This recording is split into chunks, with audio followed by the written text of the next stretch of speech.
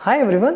2021 एक ऐसा साल रहा है जिसमें क्रिप्टो ने वेंचर कैपिटलिस्ट से सबसे ज़्यादा जो पैसा है उसको अट्रैक्ट किया। कहने का मतलब सबसे ज़्यादा इस फील्ड में जो वेंचर्स है, जो स्टार्टअप्स हैं, उन्होंने पैसा रेज़ किया है। अगर इसको हम प्रीवियस के कुछ सालों को कंबाइन करके भी मिला दिया जाए तो इस साल का जो आंकड़े हैं वो पिछले साल के मुकाबले काफ़ी ज़्यादा है। ब्लूमबर्ग की एक रिपोर्ट के माने तो उनका ये कहना है कि क्रिप्टो करेंसीज ने 2021 में $30 बिलियन वीसीज से यहाँ पे अट्रैक्ट किए, जो कि प्रीवियस ईयर्स को अगर कंबाइन किया जाए तो उससे भी ज़्यादा है। अब ये इसलिए हुआ है क्योंकि जो डिजिटल एसेट्स है वो पहले के मुकाबले बहुत ज़्यादा पॉपुलर हो चुके हैं। सिर्फ इतना ही नहीं, जो इनसे रिलेटेड इनिशिएटिव्स है उसमें भी एक बढ़ोतरी देखने को मिली है और कई सारे ऐसे इनिशिएटिव्स के जो प्राइसेस है वो तो स्काई रॉकेट हो ही चुके हैं। साथ ही कई सारे एक्सपेरिमेंटल एंटरप्राइजेस भी यहाँ पे फंडिंग को रेज करने में सक्सेसफुल हो रहे हैं। अगर पिचबुक डेटा के ट्रांजैक्शन स्टैटिस्टिक्स की माने तो उनका ये कहना है कि 2021 में जो $30 बिलियन रेज किए गए वो आंकड़ा 2018 के हाई जिसमें $8 बिलियन उस साल रेज किए गए थे उससे कहीं ज़्यादा है, और ये जो आंकड़ा है तकरीबन 4 गुना से ज़्यादा है। इसके साथ ही अगर बिटकॉइन की बात करें तो 2018 से लेकर अब तक जो बिटकॉइन की जो वैल्यू है वो 1300% से ज़्यादा हो चुकी है। मैं आपको बता दूं कि कई सारे एस्टैब्लिश्ड बिजनेसेस जैसे कि कॉइनबेस वेंचर्स हो गया, डिजिटल करेंसी ग्रुप हो गया या फिर पॉलीचेन कैपिटल हो गया, वो लोग जो है क्रिप्टो में जो नेक्स्ट बिग थिंग है उसके ऊपर बेट कर रहे हैं। इसके साथ ही जितने भी एक्सपेरिमेंटल वेंचर्स हैं उसमें वो लोग पैसा लगा रहे हैं। एग्जाम्पल के तौर पे एक ऐसा सोशल मीडिया ऐप जो कि सेलिब्रिटीज़ को टोकन्स में कन्वर्ट करता है, एक ऐसा प्लेटफॉर्म है जिस पे इन फर्म्स ने पैसा लगाया है। दूसरा ऐसा है कि भाई एक ऐसा play to earn non fungible token game है जो कि चेस से इंस्पायर्ड है, उसके ऊपर इन जो फर्म्स है उन्होंने पैसा लगाया है। वहीं पे पिचबुक के एनालिस्ट रॉब ली का ये कहना है कि ये जो फर्म्स है वो कुछ भी और किसी भी जो स्टार्टअप है या फिर क्रिप्टो में कोई भी ऐसा फर्म है उसको फंड कर रहे हैं। स्पेंसर बोगार्ट जो कि जनरल पार्टनर है San Francisco based blockchain capital LLC में, वो one of the largest investors भी है इस इंडस्ट्री में। इसके साथ ही 2013 से लेकर अब तक 120 से ज़्यादा कंपनियों को वो फाइनेंसिंग भी प्रोवाइड करवा चुके हैं। उनका यहाँ पे ये कहना है कि लोग जो है अब डिजिटल गोल्ड के बियॉन्ड जा चुके हैं।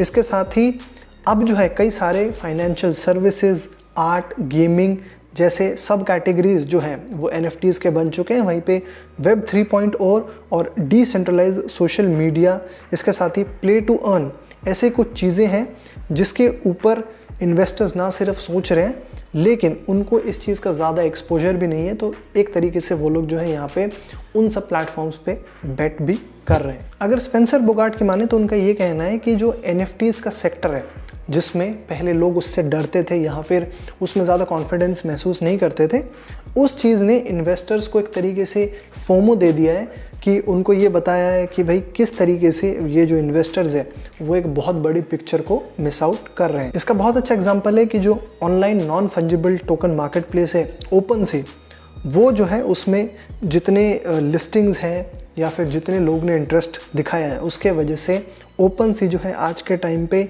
ई-कॉमर्स साइट Etsy को भी यहाँ पे कड़ी टक्कर दे रहा है। अब ये जो आपने $30 बिलियन का आंकड़ा सुना है, वो जो आंकड़ा है उसमें कई सारे फंडिंग राउंड शामिल थे जो कि यहाँ पे revenue generating financial technology businesses जैसे कि रॉबिनहुड मार्केट्स इंक हो गया या फिर रिवोल्ट इंक हो गया, जो कि क्रिप्टो मार्केट में यहाँ पे या फिर क्रिप्टो सेक्टर में काम करते हैं, उन्होंने रेस किया है। अगर पिचबुक के डेटा की माने तो उनका ये कहना है कि जो US वेंचर कैपिटल ट्रांजैक्शंस है वो इस साल में $7.2 बिलियन का था, जो कि 2018 के मुकाबले 4 गुना ज़्यादा था। सिर्फ इतना ही नहीं, जुलाई के महीने में क्रिप्टो डेरिवेटिव्स एक्सचेंज FTX ने अपने सीरीज B के इन्वेस्टमेंट राउंड में $1 बिलियन यहाँ पे सिक्योर किए, जिसके बाद उनकी जो टोटल वर्थ है वो $18 बिलियन की हो चुकी है। इसके साथ ही custodian New York digital investment group ने भी मिड दिसंबर में $1 बिलियन रेज किए, जिसके बाद कंपनी की जो टोटल वैल्यूएशन है अब वो बढ़कर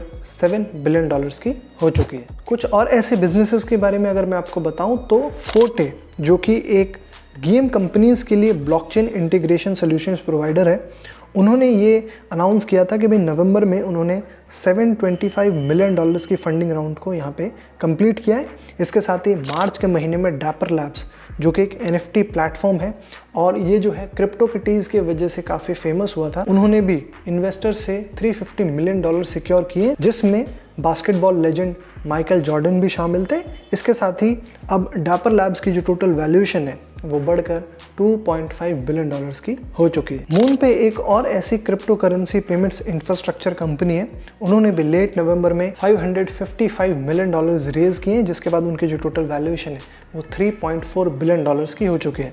वहीं पे अक्टूबर के महीने में ही स्काई मैविस, जो कि क्रिएटर है एक्सी इन्फिनिटी की, उन्होंने भी $150 मिलियन रेज किए अपने क्रिप्टो बेस्ड ऑनलाइन गेम के लिए और इसके बाद उनकी जो टोटल वैल्यूएशन है बढ़कर $3 बिलियन की हो चुकी है। बाकी दोस्तों, मेरा आपसे यहाँ पे ये सवाल है, आप जरा हमें कमेंट्स बताइए, आप जो है क्रिप्टो करेंसीज के ऊपर कितना बिलीव करते हैं? आप ये सारी चीज़ें सुन तो रहे हैं कि भाई इतना इन्वेस्टमेंट हो रहा है, इतना कुछ हो रहा है, आपका जो है पर्सनल बिलीफ क्या है क्रिप्टो करेंसीज को लेके, और क्या आपने क्रिप्टोज़ में इन्वेस्ट किया हुआ है? जो भी है कमेंट्स में ज़रूर शेयर कीजिएगा। बाकी आई होप ये जो वीडियो है आपको पसंद आया होगा, मैंने कहीं ना कहीं वैल्यू प्रोवाइड करवाया होगा। प्लीज़ इस वीडियो को लाइक कीजिएगा, अपने दोस्तों के साथ ज़रूर शेयर करना। साथ ही हम लोग ब्रांड से रिलेटेड ऐसी news, updates, brand stories, interviews, podcast, insights लेके आते रहते हैं।